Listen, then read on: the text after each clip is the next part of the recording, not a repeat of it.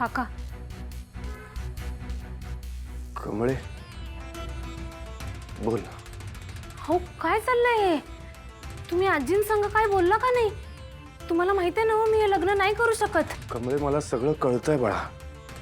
मी आईशी बोलण्याचा प्रयत्न सुद्धा केला, पण पण ती जे करते ते तिच्या पॉइंट ऑफ व्ह्यूने बरोबरच आहे ना कमळे. हो होय, कारण त्यासनी खरं काय ते माहीतच नाही म्हणून.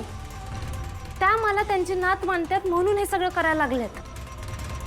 खरं नाही, आता बास झालं. हे थांबायला पाहिजे. अजून किती लोकांना फसवायचंय आपण? नयनतारा मॅडम, सतीश काका, ऋषी सर सगळ्यांना फसवायचंय आपण? नाही काका, हे बघा, ते त्यांच्या मुलाचं लगीन महाजनांच्या नातीसोबत लावायला निघालेत, माझ्यासोबत नाही. मी तुमची खरी मुलगी नाही.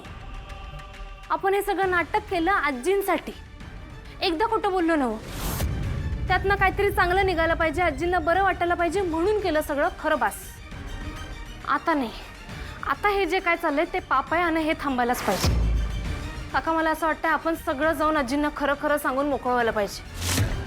हे बघा, मी म्हणतो आज नाही, आत्ताच जाऊन आपण सगळं सांगूया. कमळे, मी काही कमी प्रयत्न केले असतील का? मी तिला सांगण्याचा प्रयत्न केला, पण ती ऐकायलाच तयार नाहीये काही. ती सगळं ठरवून मोकळी झाली कमळे. अहो काका, पण कवा तर हे सांगायला पाहिजे की नाही? हे नाटक थांबायला पाहिजे आता.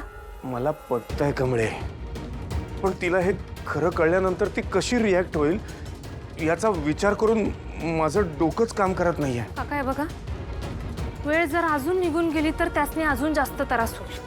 त्यापेक्षा आत्ताच जे काय ते सगळं सांगून आपण पटवून देऊया, त्या समजते. प्लीज आपण जाऊन बोलूया. काका, काय बी झालं तरी अन्नपूर्णा आजींना सगळं खरं खरं सांगायचंय आपण.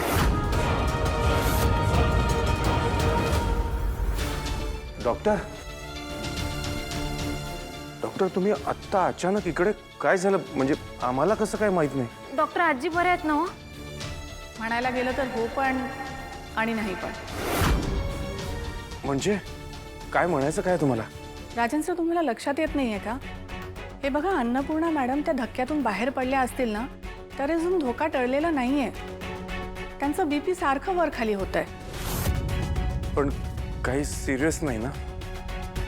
हो आहे. हे बघा, अजून जर त्यांना एखादा मोठा धक्का बसला ना तर स्ट्रोक येऊ शकतो.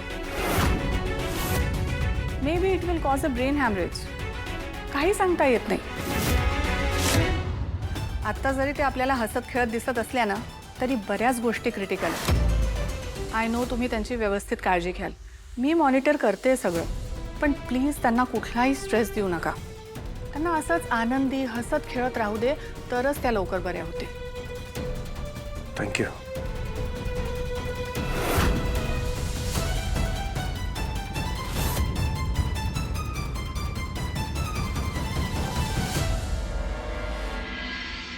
आई, आई, तू इथे काय करतेस? अरे काय करते म्हणजे काय, साखरपुडा आला ना घरात, त्याची तयारी नको का करायला?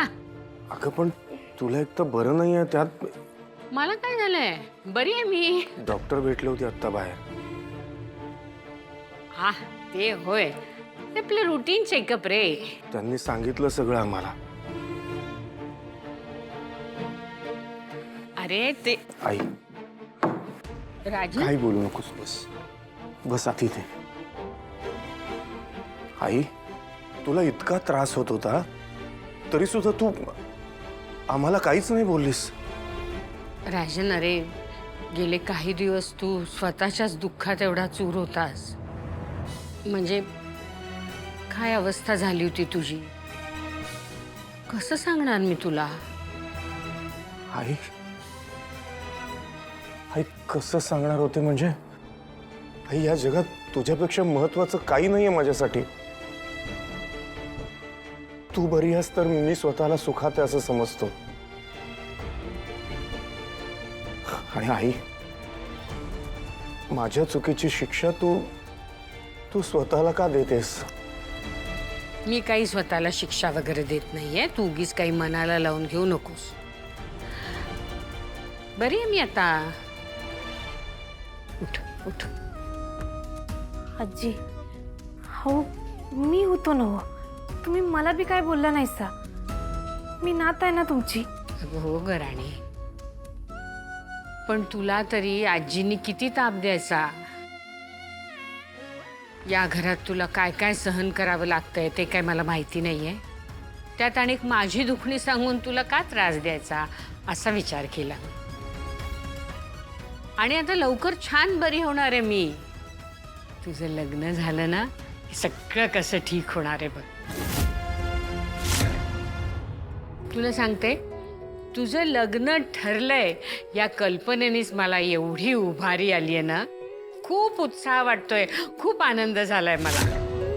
नातीच्या लग्नासाठी आजीनी ठणठणीत व्हायलाच पाहिजे, हो ना?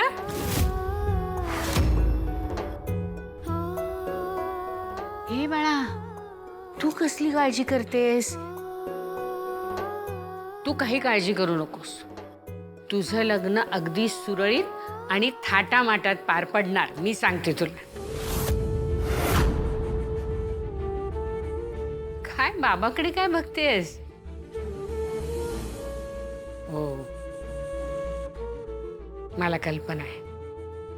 लग्न म्हटलं की कुठच्याही मुलीला एक वेगळं दडपण येतं. साहजिक आहे. आपल्या आयुष्यातला खूप मोठा निर्णय असतो. म्हणूनच मी तुला एक सांगते, केवळ मी हा निर्णय घेतलाय म्हणून हे लग्न झालं पाहिजे असं नाही. माझ्या निर्णयापेक्षा तुझा आनंद जास्त महत्वाचा आहे. आजीच्या इच्छेपेक्षा नातीची इच्छा जास्त महत्वाची आहे.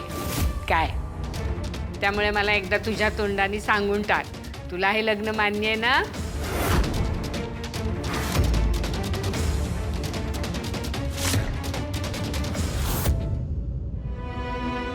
प्रेमासाठी माझ्या आयुष्यात जागा नाही. त्याच्यापेक्षा महत्वाचं माझ्या आणि माझ्या आबांसंग भावनांची खेळणाऱ्या खोट्या मित्राला तर जागा नाहीच नाही. तुम्ही प्रेमाचं बोलायला निघालाय ना? खरं आजपासून आपली मैत्री तुटली. तुझं लग्न आम्ही कमळीशी ठरवलंय. हे काय सुरू आहे? कमळी मला क्लिअरली सांगून गेली होती, मग ती कशी काय लग्नाला तयार झाली? ऋषी बाबा,